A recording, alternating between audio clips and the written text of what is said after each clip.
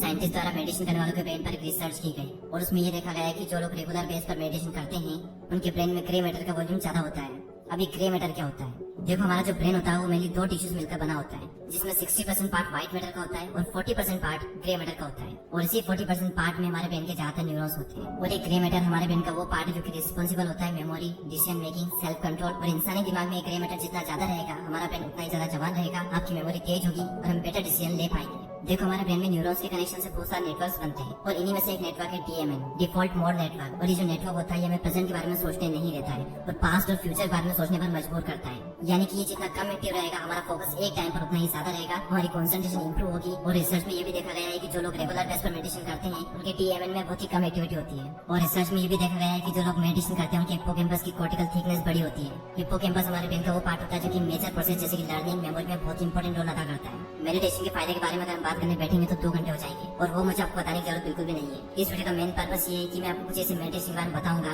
जिससे कि आपका माइंड बहुत ज्यादा शार्प हो जाएगा, आपकी अवेयरनेस, आपकी मेमोरी बहुत ज्यादा बढ़ जाएगी और आप एक अलग इंसान के रूप में निखरोगे। दोस्तों, मेडिटेशन करने की कई सारी टेक्निक्स होती है, लेकिन इस पूरी दुनिया में जितनी भी टेक्निक्स है उन सभी टेक्निक्स को 2 कैटेगरी में डिवाइड किया गया है। पहला है फोकस अटेंशन मेडिटेशन, दूसरा है ओपन मॉनिटरिंग मेडिटेशन। और इन दोनों ही कैटेगरी से मेडिटेशन के दोनों टेक्निक उठाएंगे जिससे कि आपका माइंड बहुत ज्यादा शार्प हो जाएगा, आपकी कंसंट्रेशन का जो लेवल है वो काफी ज्यादा इंप्रूव हो जाएगा इन्हें करने के बाद में। पहले हम बात करते हैं फोकस अटेंशन मेडिटेशन क्या होता है। इस टाइप के मेडिटेशन में आप किसी एक चीज पर फोकस करते हो, वो चाहे बाहर की चीज भी हो सकती है, हमारे बॉडी के अंदर की चीज भी हो सकती है, जैसे कि सांस, हमारी बॉडी का कोई सा पार्ट, कोई सा मंत्र, विजुअलाइजेशन, कई तरह की चीजें हो सकती है। और जैसे जैसे आपकी अटेंशन उस पर्टिकुलर चीज पर स्ट्रॉन्ग होने लगती है वैसे वैसे आपका डिस्ट्रैक्शन कम होने लगता है। और दुनिया के ज्यादातर मेडिटेशन इसी कैटेगरी में आते हैं, जैसे कि समाधा, जैन, चक्रा मेडिटेशन, साउंड मेडिटेशन, मंत्र मेडिटेशन, प्राणायाम और भी कई सारे। लेकिन इस वीडियो में बात करेंगे त्राटका मेडिटेशन के बारे में और प्राणायाम के बारे में। हम बात करें त्राटका मेडिटेशन के बारे में उससे पहले हम एक छोटा सा एक्सपेरिमेंट करते हैं। आपको सामने एक इमेज दिख रही होगी, इसमें कई सारे ऐसे बिंदु होंगे जो कि कभी सफेद कभी काले रंग में ब्लिंक कर रहे होंगे। अब आपको क्या करना है, सिर्फ किसी एक बिंदु पर फोकस करना है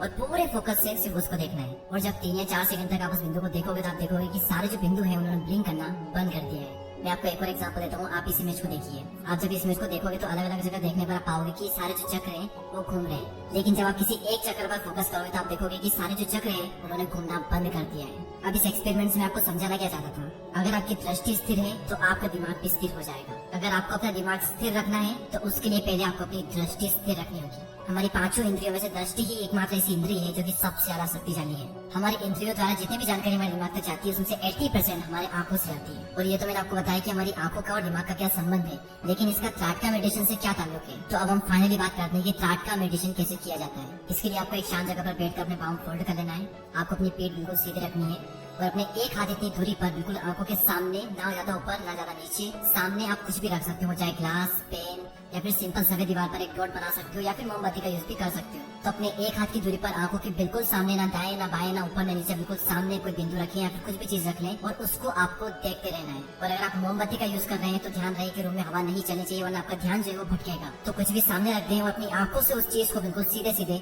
देखते रहें। और याद रहे आपको पलक नहीं झपकानी। अगर आपको लगता है कि पलक झपकने ही वाली है तो आंखें तुरंत बंद कर लें और आंखें बंद करने के बाद में भी आपको इमेजिनेशन में एकदम सीधे सीधे वो चीज देखते रहनी है। 10 सेकंड बाद धीरे धीरे आंखें खोले और सामने आपको फिर से वही चीज दिखनी चाहिए। फिर से आपको ये प्रोसेस करनी है, उसे देखते रहना है, देखते रहना है। जैसे ही पलक झपकने वाली है, आप कंट्रोल नहीं कर पा रहे हो तो तब अपनी आंखें बंद कर लें और फिर से उसे इमेजिनेशन में देखें।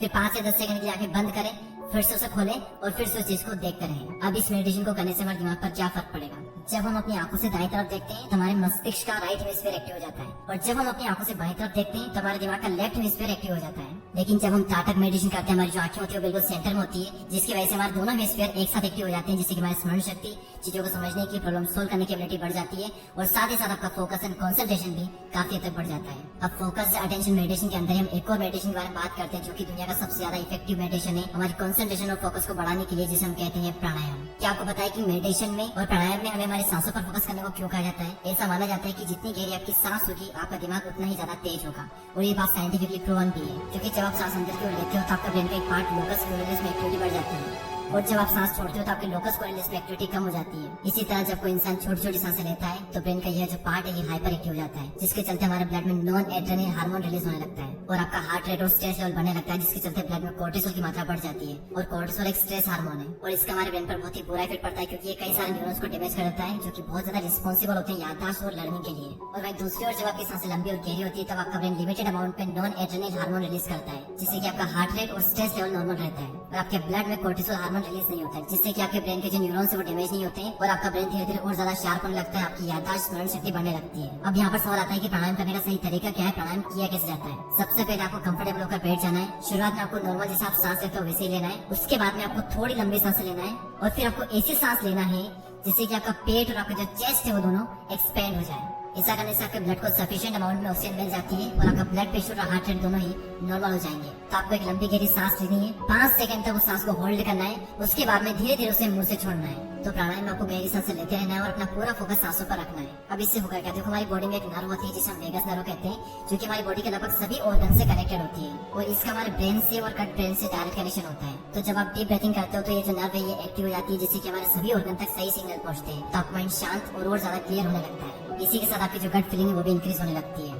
ये तो हमने बात की फोकस या अटेंशन मेडिटेशन के बारे में। अब हम बात करते हैं ओपन मॉनिटरिंग मेडिटेशन के बारे में। इसके अंदर भी हम 2 मेडिटेशन की टेक्निक को लेंगे, जिसमें पहली है विपासना मेडिटेशन, जिसे भगवान बुद्ध करते थे। विपासना का मतलब होता है इंसाइट या फिर क्लियर सीन, यानी कि खुद को अच्छे से जानना या फिर समझना। ये मेडिटेशन करने के लिए आपको सबसे पहले एक शांत जगह पर बैठकर अपनी पीठ को सीधा कर लेना है और अगर आपको नीचे बैठने में प्रॉब्लम हो रही हो तो आप किसी चेयर का यूज भी कर सकते हैं। तो बैठने के बाद में आपको सबसे पहले अपने दिमाग को शांत करना है और अपने दिमाग को शांत करने के लिए आपको अपनी सांसों पर फोकस करना है।